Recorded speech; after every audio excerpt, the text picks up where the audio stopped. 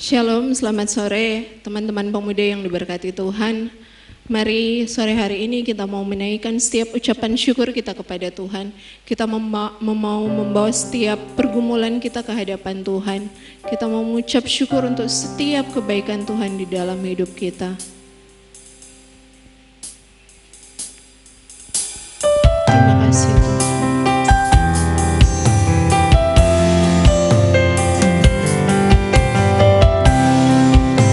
Kami ada karena kasih-Mu Tuhan. Terima kasih.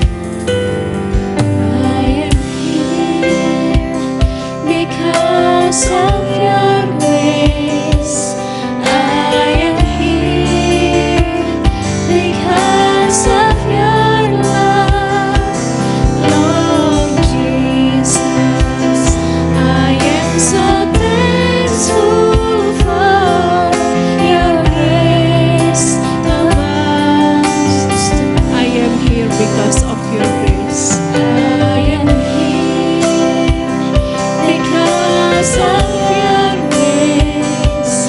I am here because of your love, Lord Jesus.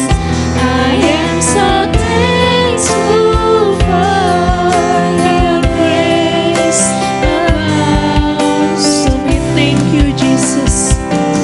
Thank you, Jesus. Jesus.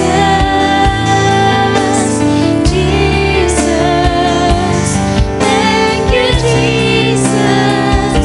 It's only by your grace that I can live today. Forever I will praise your name. Mari saudaraku yang diberkati Tuhan, kita sama-sama katakan. I am here because of your grace.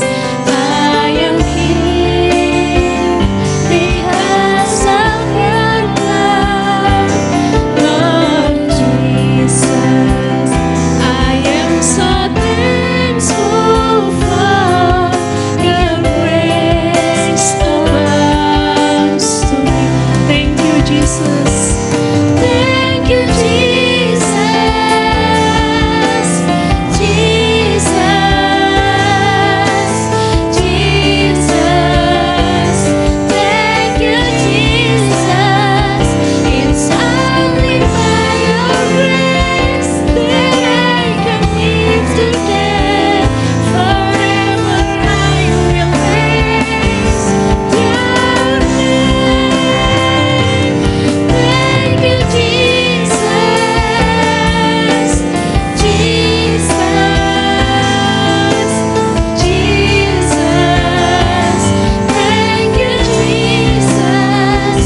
It's only by your grace that I can live today. Forever I will praise your name. Sekali lagi kita katakan. Thank you, Jesus. Jesus. Jesus. Thank you, Jesus. It's only by your grace that I can live today. Forever I will praise your name. Thank you, Jesus. Jesus. Jesus. Thank you, Jesus.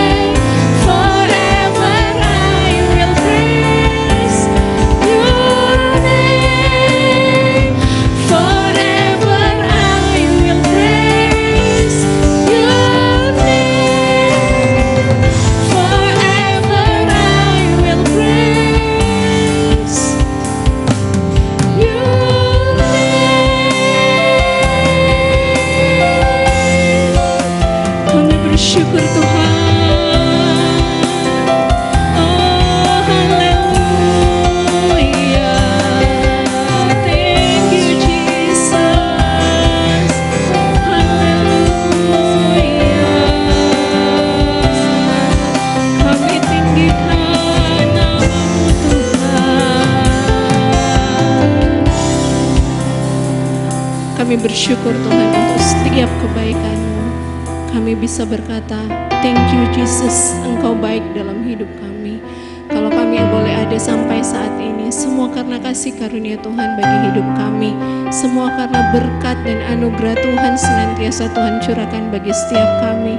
Terima kasih Tuhan, sore hari ini kami siap untuk memuji memuliakan nama Tuhan. Bahkan kami akan mendengarkan firman Tuhan. Biar kiranya firman ini bisa bertumbuh berbuah dalam hidup kami. Terima kasih Bapa, berkati kami semua di sore hari ini lewat setiap pujian penyembahan kami. Inilah yang menjadi persembahan kami yang hidup, yang kudus dan yang berkenan bagi-Mu Tuhan. Terima kasih Tuhan. Dalam nama Tuhan Yesus. Haleluya. Amin. Ya, shalom teman-teman. Puji nama Tuhan, sore hari ini kita boleh dipersatukan lagi dalam satu persekutuan ibadah pemuda. Sore hari ini mari sama-sama kita bangkit berdiri, kita mau angkat pujian, nyanyi bagi Dia. Angkatlah suaramu, puji dan serukan nama Yesus.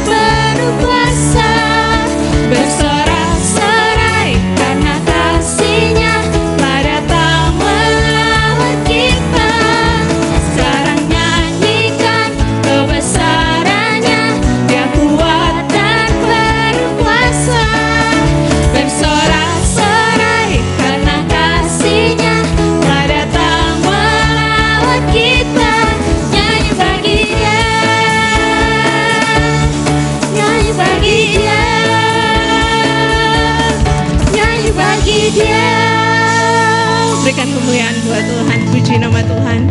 Silakan duduk kembali. Mari sama-sama kita mempersiapkan hati kita.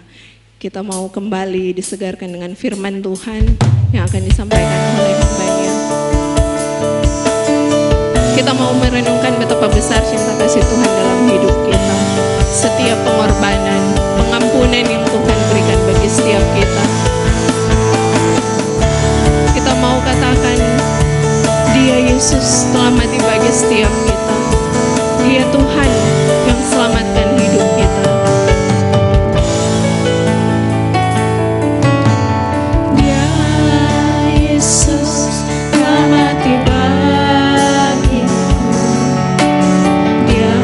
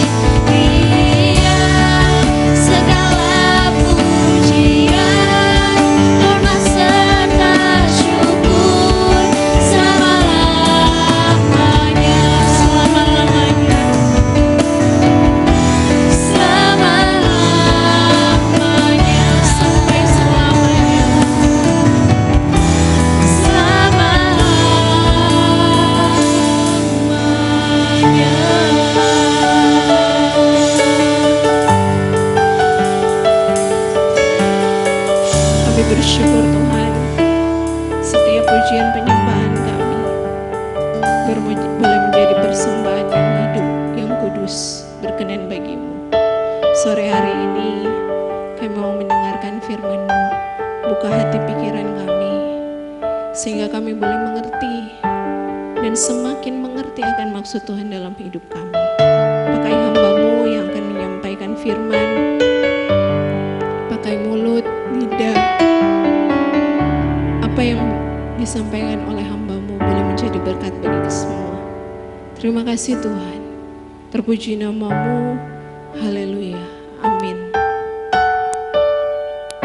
Sobat muda yang dikasihi Tuhan Yesus Kristus, kali ini kita akan memperbincangkan firman Tuhan yang bertemakan mengampuni dan melupakan. Tentu saja berbicara tentang mengampuni ini bukanlah hal yang mudah untuk dilakukan oleh kita sebagai orang yang percaya. Bahkan ada begitu banyak orang Kristen, ada begitu banyak mungkin hamba-hamba Tuhan juga masih sulit sekali untuk bisa mengampuni ya, atau memberikan pengampunan. Apalagi kalau beban atau persoalan yang dialami itu begitu sulit ya. Ada kerugian yang dialami oleh kita ya, dan itu mungkin bisa berdampak cukup lama, dan itu membuat kita sulit sekali untuk mengampuni seperti apa yang diajarkan oleh firman Tuhan. Tapi saya berkeyakinan bahwa setiap firman Tuhan yang diperintahkan untuk kita lakukan ya, itu memang harus kita lakukan sebagai orang percaya dan akan diberikan kemampuan oleh Tuhan untuk melakukannya. Nah, kali ini kita akan membaca ya, Lukas pasal 15 ayat 11 sampai 32. Tentu saja saya tidak akan membacakan keseluruhan ayat-ayat ini ya, cukup panjang ya teman-teman muda. Tetapi saya akan membacakan ayat-ayat yang saya rasa akan ditekankan di dalam penguraian firman Tuhan. Di samping juga ada ayat-ayat di dalam teks-teks kitab yang lain. Lukas pasal 15, saya akan memulai di ayatnya yang ke-20 ya. Lukas 15 ayat 20, maka bangkitlah ia dan pergi kepada bapaknya. Ketika ia masih jauh, ayahnya telah melihatnya, lalu tergeraklah hatinya oleh belas kasihan. Ayahnya itu berlari mendapatkan dia, lalu merangkul dan mencium dia. Kata anak itu kepadanya, "Bapa, aku telah berdosa terhadap sorga dan terhadap Bapa. Aku tidak layak lagi disebutkan anak Bapa." Tetapi ayah itu berkata kepada hamba-hambanya, "Lekaslah, bawa kemari jubah yang terbaik, pakaikanlah itu kepadanya dan kenakanlah cincin pada jarinya dan sepatu pada kakinya. Dan ambillah anak lembu tambun itu, sembelihlah dia dan marilah kita makan dan bersukacita." Ayat 24, sebab anakku ini telah mati dan menjadi hidup kembali, ia telah hilang dan didapat kembali, maka mulailah mereka bersukaria. Berbicara tentang pengampunan tadi, kita melihat dalam sebuah perumpamaan ini ya, ada paling tidak ada 3 tokoh yang ingin dijelaskan oleh Lukas, yaitu tokoh sang ayah ya. Ayah di sini memiliki peran yang penting ya.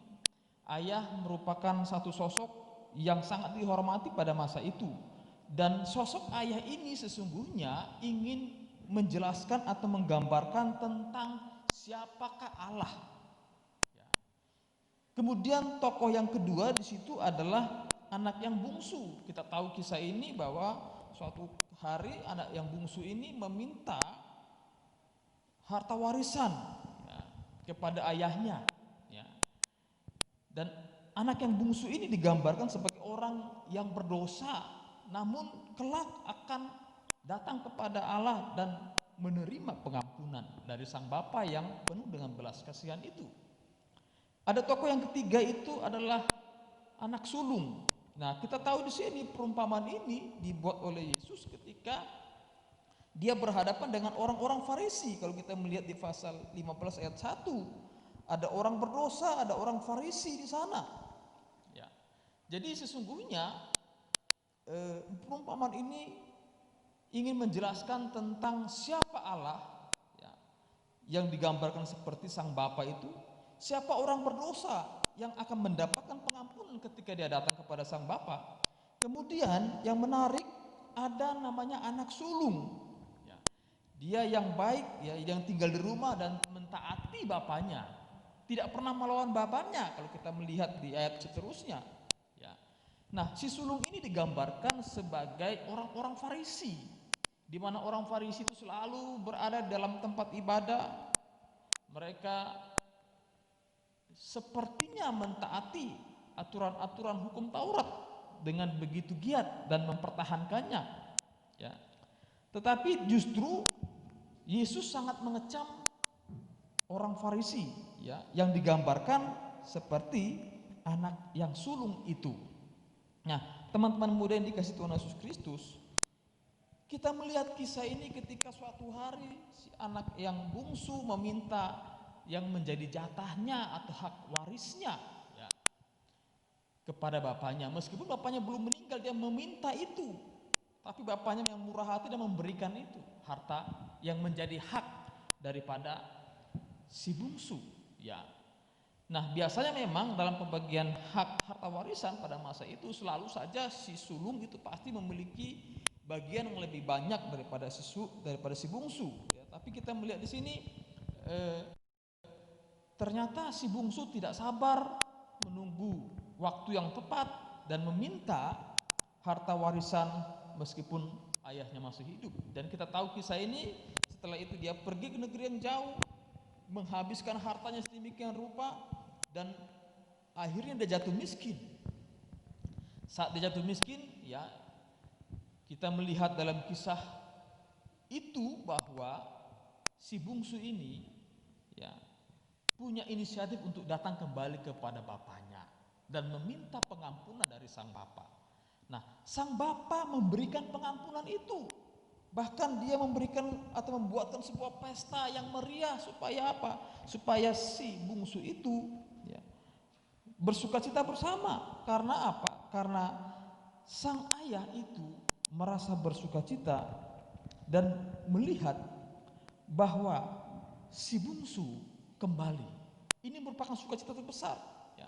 Dia tidak lagi melihat apa yang pernah dibuat atau dilakukan oleh si bungsu pada masa itu, pada masa-masa yang lampau. Tetapi dengan kehadiran si bungsu ini, sang bapa sangat bersukacita, ya. Dan kita melihat meskipun tidak tertulis di dalam kisah ini, dalam perumpamaan ini, tapi kita bisa mengambil kesimpulan bahwa pasti si bapa itu memberikan pengampunan kepada si bungsu, ya. Teman-teman muda yang dikasih Tuhan Yesus Kristus, melalui teks ini dan juga akan ada teks-teks yang lain yang akan saya bacakan, kita akan mempelajari paling tidak ada 3 pelajaran rohani yang kita akan petik terkait dengan pelajaran mengenai mengampuni ini. Yang pertama, ya, pengampunan harus didasarkan pada kasih Allah di dalam diri kita, ya. Kita baca ayat 20 tadi, ya. Sang bapa itu bangkit dan pergi, ya, menyongsong anaknya. Nah, dia melihat di situ ada kata yang menarik, lalu tergeraklah hatinya oleh belas kasihan. Hati yang penuh dengan belas kasihan inilah yang dimiliki hati Bapa. Dan itu menggambarkan hati Yesus. Ketika ada orang berdosa yang mau datang kepada dia, maka dia pasti akan memberikan pengampunan. Dia pasti akan memberikan sebuah status yang baru, bukan lagi sebagai anak yang terhilang, tetapi sebagai anak yang telah hidup kembali. Nah, pada bagian ini kita belajar, ya, sebagai orang muda yang hidup di masa kini, Bagaimana kisah perumpamaan yang Yesus sudah buat 2000 lebih tahun yang lalu, bagaimana kita menarik pelajaran penting. Setiap orang yang mau mengampuni atau punya kerinduan untuk mengampuni orang lain yang bersalah kepada dia atau yang menjahati dia, harus didahului oleh kasih kepada Allah. Ya.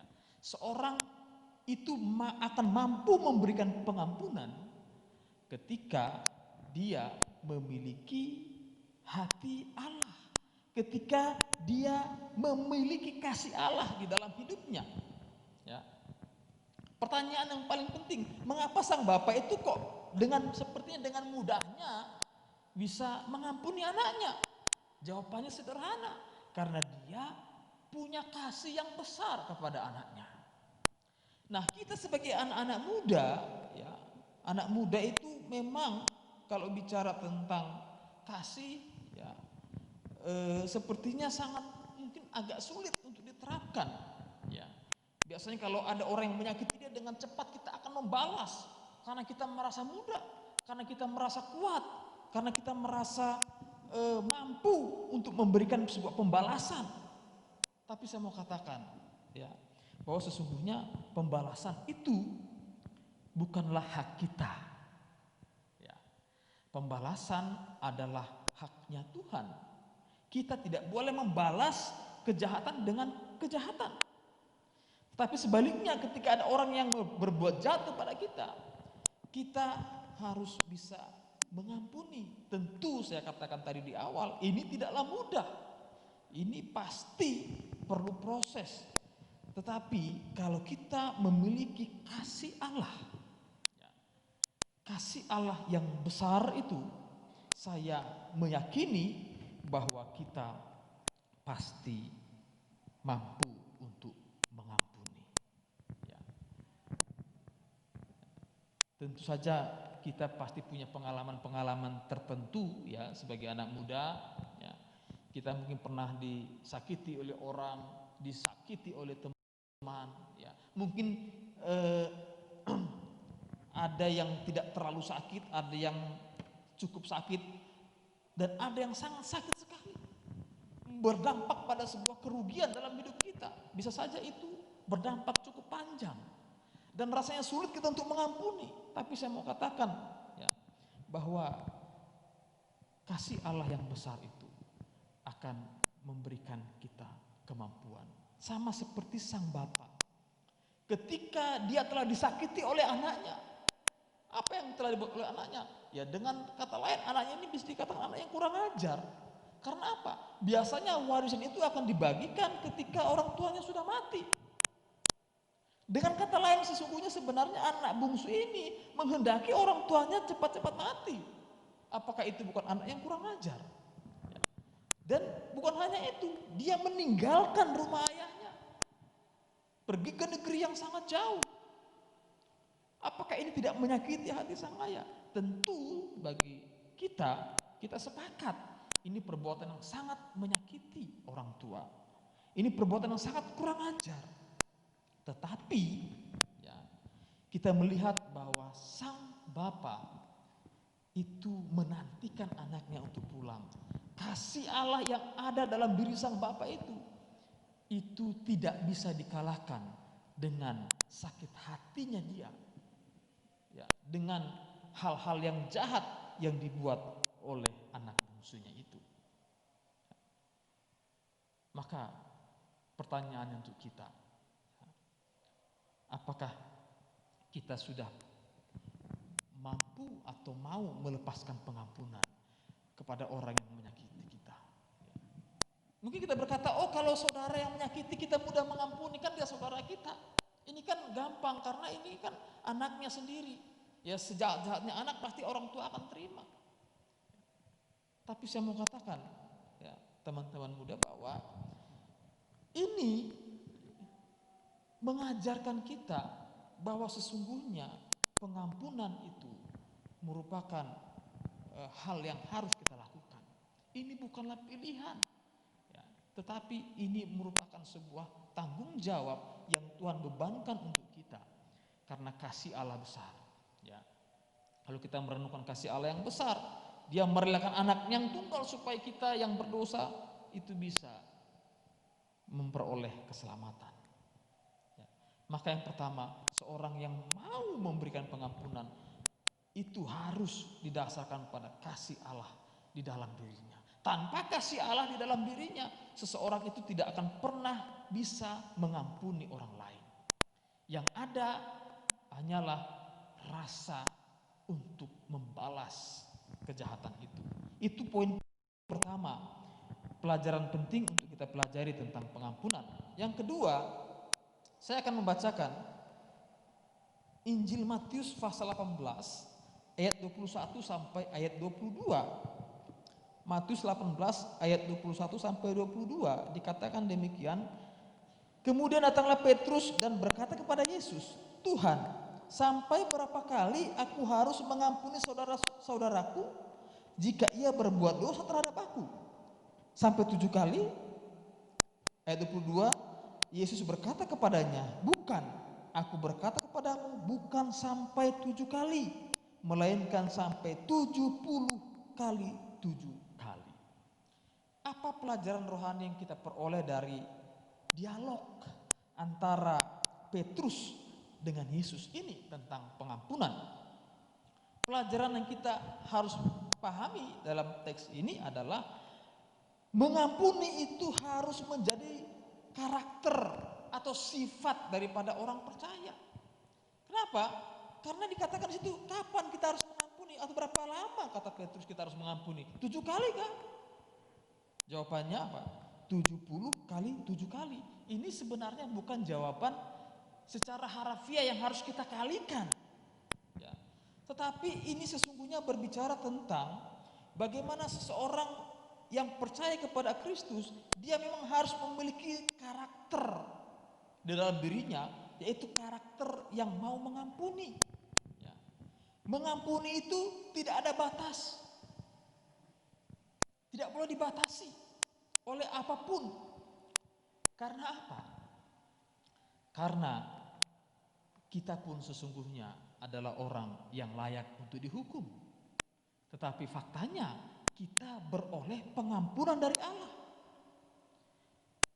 Ketika Allah mengasihi atau Allah merelakan anak yang tunggal menyelamatkan orang percaya, itu secara utuh, secara sempurna. Ya. Maka ketika kita melakukan pengampunan ini kepada orang lain, itu pun harus dilakukan secara sempurna. Ya. Kata 7 itu dalam bilangan orang Yahudi itu diartikan sempurna. Ya.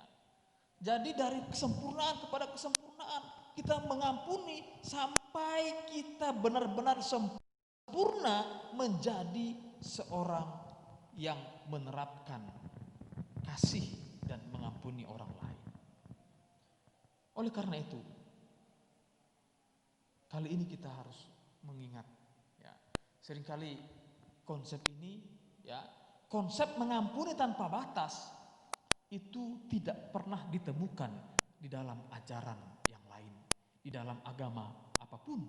Hanya ditemukan di dalam kekristenan bahwa kita harus mengampuni sampai mengampuni itu menjadi sifat kita. Bukan berarti kita harus memahami, oh kalau gitu kalau ada orang menjahati kita, ya sudah kita ampuni aja.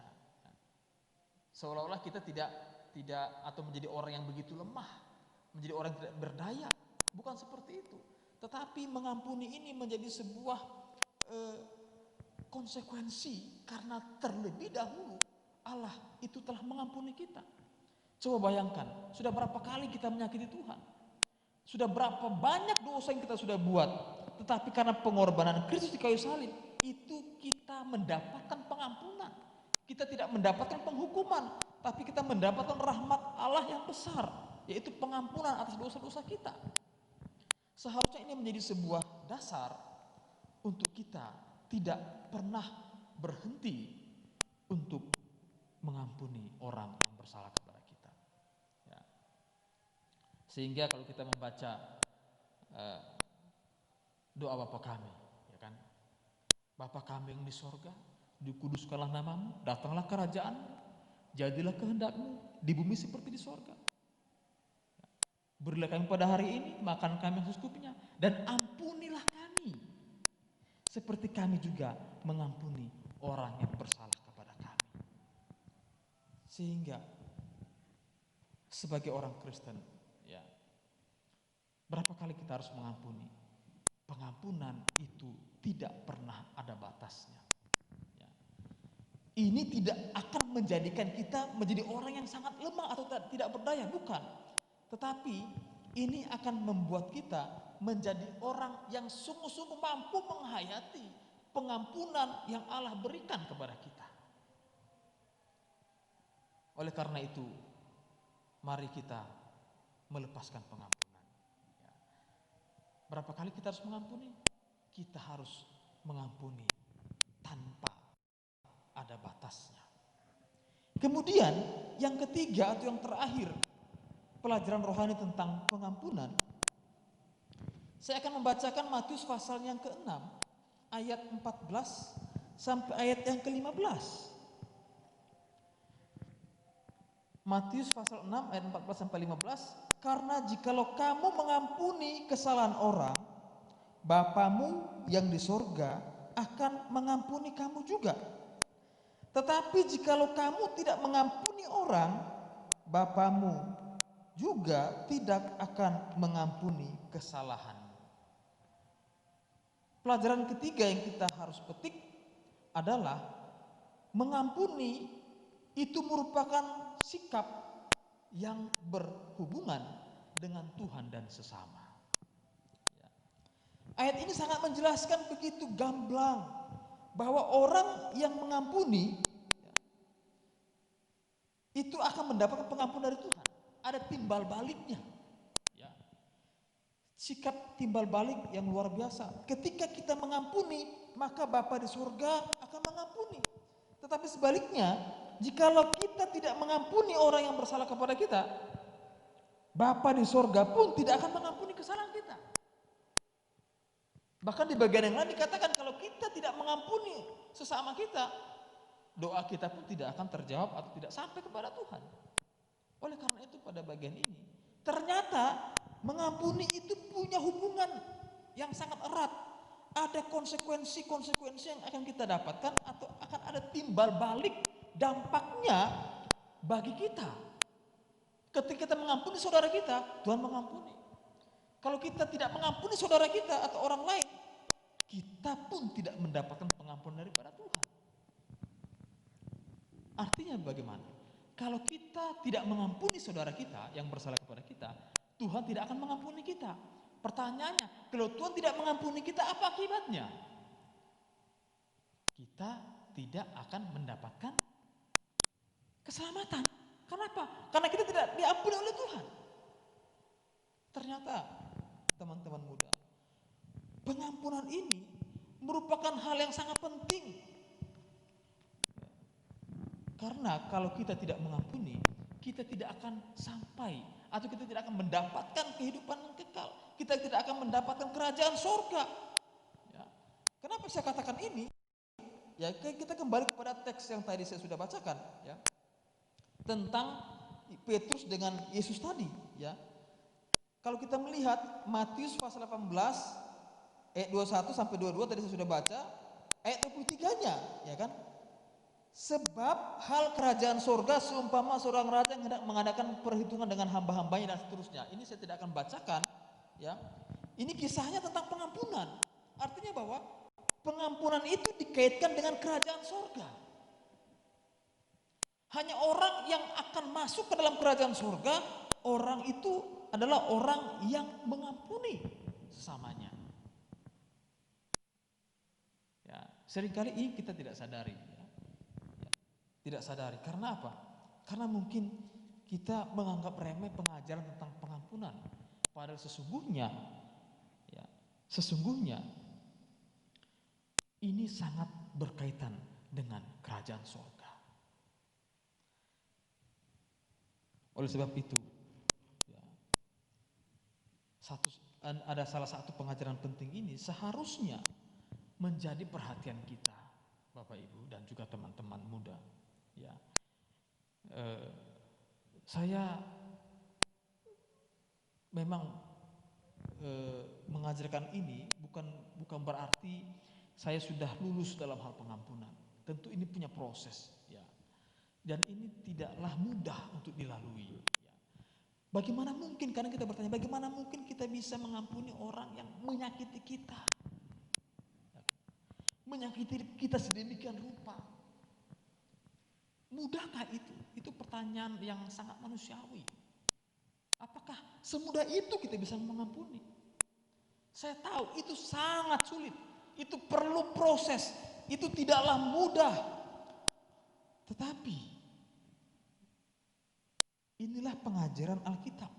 Inilah pengajaran Tuhan Yesus kepada kita. Ya. Oleh sebab itu, seberapa berat tanggungan yang kita harus tanggung karena kejahatan orang lain kepada kita, seharusnya itu tidak boleh membuat kita tidak mentaati firman Tuhan. Seharusnya kita menjadikan hidup yang mengampuni orang lain itu sebagai kehidupan yang kita lakukan setiap hari. Sampai benar-benar kita sampai sempurna melakukannya. Ya, seringkali ya saya mendapatkan beberapa konsep-konsep ya, bahwa ketika ini ada cerita orang ya, ketika dia disakiti itu dia sulit untuk mengampuni. Dia susah sekali untuk mengampuni. Ketika lihat orang itu rasanya sakit hati sekali. Lalu apa yang dia lakukan? Dia lupakan aja. Anggap aja nggak terjadi apa-apa. Anggap aja tidak terjadi hal-hal yang buruk pada masa itu, pada masa lalu. Tentu ini bukanlah mengampuni, ya. Ini adalah sifat yang tentu saja tidak sesuai dengan apa kata Alkitab. Apa kata Alkitab mengampuni itu benar-benar kita memang mengampuni dia. Bukan hanya sekedar melupakan atau cuek atau anggap saja tidak pernah terjadi apa-apa, bukan itu. Tapi benar-benar kita melepaskan pengampunan. Oleh sebab itu, teman-teman muda yang Tuhan Yesus kasihi, biarlah ini menjadi pembelajaran untuk kita. Lepaskanlah pengampunan, maka kita akan mendapatkan sukacita, damai sejahtera. Jangan kita membalas kejahatan dengan kejahatan, tapi ampunilah orang yang telah berbuat jahat kepada kita. Demikianlah firman Tuhan, kiranya menjadi berkat untuk kita. Biarlah kita dikuatkan, kita diingatkan, kita memperoleh kekuatan ketika sewaktu-waktu kita mendapatkan perbuatan yang tidak baik dari orang lain. Kita mampu melepaskan pengampunan itu. Tuhan Yesus memberkati kita. Mari kita tunduk kepala dan berdoa. Bapa dalam sorga, kami menyadari betapa sulitnya kami melepaskan pengampunan. Betapa sulitnya kami mengampuni orang yang telah berbuat jahat kepada kami. Tetapi kami percaya dengan kemampuan daripada Allah, dengan kasih Allah yang besar dalam hidup kami, dengan kemampuan Allah Roh Kudus yang ada dalam diri kami mampu mengampuni orang yang bersalah kepada kami.